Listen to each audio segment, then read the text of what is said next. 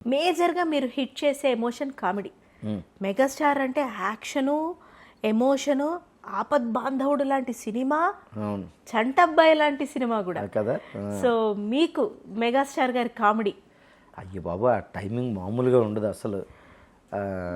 అంటే రెగ్యులర్గా ఒక కమెడియన్ చేసేదానికంటే కూడా సార్ చేస్తున్నప్పుడు ఆ కామెడీ చాలా పెర్ఫెక్షన్తో ఉంటుంది. ఆ సీన్లో కావాల్సినంత ఉంటుంది కరెక్ట్గా.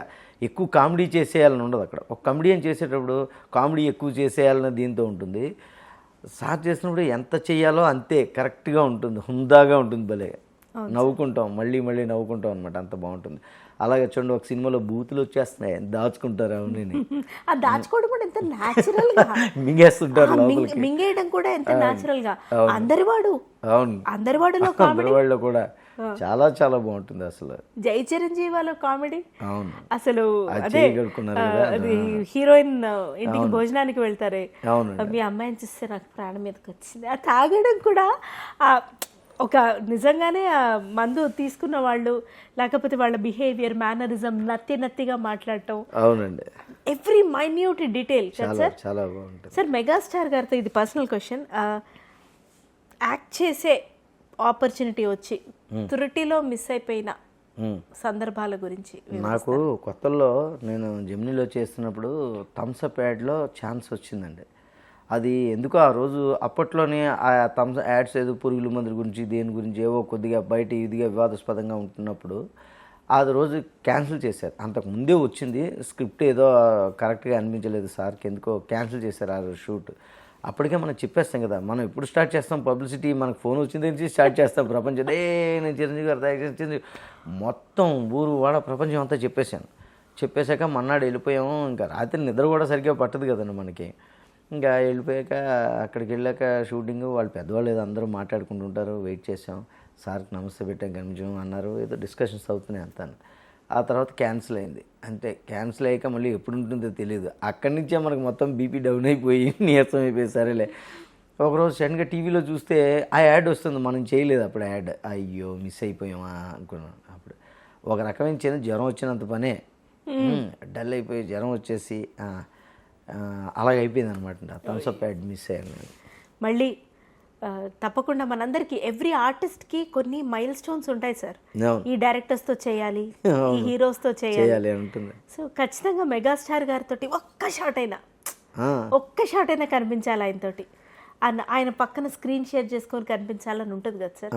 So me compulsory as an artist నేను కోరుకుంటున్నా, మీకు ఆ కోరిక కంపల్సరీ. మొన్న నాకు ఒక వెబ్ సిరీస్లో చేస్తున్నప్పుడు ఆయన సరదాగా సెట్కి వచ్చి కాసేపు కూర్చుని అందరినీ విష్ చేసి ఒక గంట సేపు పైన కూర్చుని వెళ్ళారు. ఆ రోజు నన్ను పలకరించిన తీరు, ఆ ఫోటో దిగిన తీరుకి మీరు నమ్ముతారా, నాకు 2 గంటల దాకా షూటింగ్ ఉంటుంది, నైట్ షూట్ ఉంటే నాకు 9 గంటలకే ప్యాకప్ అయిపోయింది ఆ రోజు. సార్ వెళ్ళాక వెళ్దామని కూర్చున్నా. సార్ వెళ్ళిపోయినా నేను ఇంటికి వెళ్ళలేదు. తెల్లవారుజాము 4 గంటల వరకు సిటీ అంతా తిరిగేస్తున్న పిచ్చోళ్ళలాగా.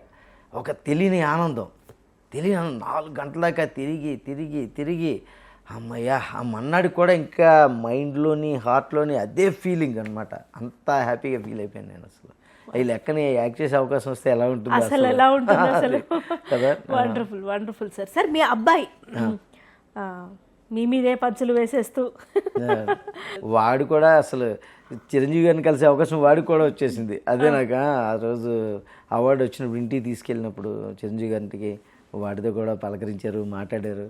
అది మా వాడు అదృష్టం. అది వండర్ఫుల్ సార్. ఎలా మీరు చిరంజీవి గారిని, మన సినిమాని, మన మెగా స్టార్స్ని ఎలా మీరు పిల్లలకు కూడా పరిచయం చేస్తూ ఉంటారు? ఎప్పుడంటే నా ఎక్స్పీరియన్స్ షేర్ చేసుకోవాలని, వాడు ఎప్పుడు ఇంట్లో కూర్చున్నప్పుడు చిరంజీవి గారి సినిమా ఏదైనా వస్తుందంటే, లేదంటే మైండ్లో ఉన్న వెంటనే యూట్యూబ్లోనో వేరే యాప్ ఉంటే వెంటనే ఓటీటీలోనో దాన్ని ప్లే చేసి చూపిస్తారు. అక్కడ ఆ డ్యాన్స్ చూడు, లేకపోతే ఆ సీన్ చూడు ఎలా ఉంటుందో. నాకు ఎక్కువ కొదం సింహంలోని సుధాకర్ గారిని కొట్టే సీన్ ఒకటి ఉంటుందండి. గన్ ఉంటుంది కానీ కొడుతూనే ఉంటారు, మళ్ళీ ఇలా కొడితే ఇలా గన్ను మాత్రం మొహం మీదే ఉంటుంది, చేతులు మాత్రం ఫటా. నాకు అప్పుడు థియేటర్లో కూడా నవ్వలేక చచ్చేవాడిని. ఎంత బాగా ఎలా చేశారా బాబు దాన్ని, అసలు ఎన్నిసార్లు ప్రాక్టీస్ చేశారు, అది ఉత్తిన చేస్తే రాదు. నేను చాలాసార్లు ప్రాక్టీస్ చేసి నాకు వచ్చేది కాదు, అసలు అది ఎలా చేశారో అర్థమయ్యేది కాదు నాకు. మీరు ఎప్పుడైనా సినిమా వస్తే ఛాన్స్ వస్తే మీకు చూడండి, ఒక బార్లోని కొట్టే సీన్ ఉంటుంది, సుధాకర్ గన్ అక్కడే ఉంటుంది, కొడుతుంటారు, సుధాకర్ గారి ఫీలింగ్ కూడా అలాగే ఉండిపోతుంది, ఏం జరుగుతుందో అర్థం కాదు. అది చూపించి అనమాట ఈ మధ్య సినిమా వస్తున్నప్పుడు కూడా భలే ఉంటున్నాయి పాటలు అవన్నీ కూడా. Wonderful sir. 10 మంది ఆర్టిస్టులు కలిస్తే ఎన్నో టాపిక్లు వస్తాయి, అందులో ఖచ్చితంగా మెగాస్టార్ గారి టాపిక్ మాత్రం ఉండి తీరుతుంది. అలా మీరు టీమ్ తోటి అది జబర్దస్త్ అవనివ్వండి, లేకపోతే ఇంకేదైనా ఈవెంట్స్ చేయటం, లేకపోతే ఇంకేదైనా వెబ్ సిరీస్ చేయడం, సినిమాల్లో యాక్ట్ చేయటం, అట్లా కూర్చున్నప్పుడు మెగాస్టార్ గారు ఎక్స్ప్రెషన్స్ అవి వచ్చినప్పుడు ఎక్కువగా ఏం డిస్కస్ చేసుకుంటారు సార్? సినిమాల నటన? ఇంకా ఒకటన్నా సినిమాలే, యాక్టింగ్ సినిమాలు ఇవే వచ్చేస్తుంటాయి. ఏదైనా సినిమాలో ఏదో ఒక సీన్ గురించి డిస్కషన్ వస్తుంది, ఎలా చేశారో మాట్లాడుకుంటాం అనమాట అండి. లేకపోతే ఎవరన్నా కలిసి వచ్చిన వాళ్ళు ఉంటే వాళ్ళ ఎక్స్పీరియన్స్ ఇలా మాట్లాడుకుంటాం. నాకు ఎప్పటికీ వండర్ ఏంటంటే, మనం ఏదైనా ఒక విషయం గురించి ఎక్కువ ఆలోచిస్తే, అంటే మనస్ఫూర్తిగా హార్ట్ఫుల్గా ఆలోచిస్తే సక్సెస్ అవుతుంది, రీచ్ అవుతాం అనిపించడానికి. నేను హై స్కూల్లో ఉన్నప్పుడు మా స్కూలు వెరీ బ్యూటిఫుల్గా ఉండేది, కొండలు చుట్టూరా, పక్కన ఒక బస్సు వెళ్ళే రోడ్డున అనుకుని పెద్ద ఏర్ వెళ్తుండేది అనమాట. మేము ఎప్పుడే లంచ్ బ్రేక్లోని లంచ్ అవ్వగానే అక్కడికి వెళ్ళిపోయి స్విమ్ చేస్తుండేవాళ్ళం. మధ్యాహ్నం మొదటి పీరియడ్ అయిపోతేనే వచ్చేవాళ్ళం కాదు, మా సార్ కర్ర పట్టుకుని వస్తే మళ్ళీ వెనక స్కూల్లో పరిగెట్టుకుని వెళ్ళేవాళ్ళం అనమాట.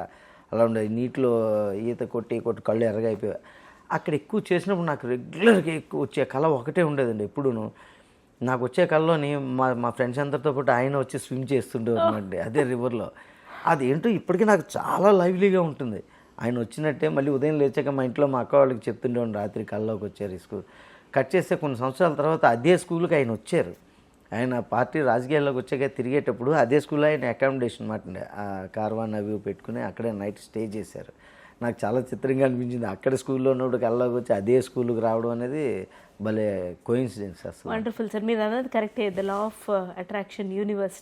మనం ఏదైతే ఎక్కువ ఆలోచిస్తామో పాజిటివ్గా, ఏదైనా సరే యూనివర్స్ ఒకటే తెలుసు నిజం చేయటం. ఆయన స్పీచ్లు, ఆయన ఇంటర్వ్యూలు ఫాలో అయ్యి ఆ ఇష్టం పెంచుకుని ఇదే ఇండస్ట్రీలోకి రావడం, వచ్చాక నాకు ఒక సెంటిమెంట్గా ఫీల్ అవుతాను. వచ్చిన కొత్తలో ఏదైనా సినిమాలు షూట్ అవి చేస్తున్నప్పుడు, లేకపోతే మొదట్లో నేను యాంకరింగ్ చేస్తున్నప్పుడు మధ్య మధ్యలో ఆయన యాడ్ వస్తుండేది.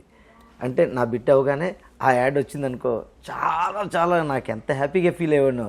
ఆయన వచ్చి రాగానే ఆ యాడ్, అప్పుడు థమ్స్అప్ యాడ్స్ ఇలాంటివి వచ్చినప్పుడు అది హ్యాపీగా ఫీల్ అయ్యాను. నా తర్వాత షూట్లో ఉన్నప్పుడు మేము షార్ట్లో వెనక నుంచి ఒక వ్యాన్ ఏదైనా వెళ్తే అప్పుడు థమ్స్అప్ వ్యాన్ వెళ్ళిపోతుండే, పెద్ద డ్రింక్స్ తీసుకెళ్తాయి కదా, ఆయన ఉండేది పోస్టర్. అదొక సెంటిమెంట్గా ఫీల్ అయ్యాను. నిజంగా చాలా సెంటిమెంట్, అమ్మయ్య వచ్చిందిరా బాబు ఇక్కడ అనుకున్న వ్యాన్ వెళ్ళిపోగానే, అలా ఉండేది నాకు. Wonderful sir.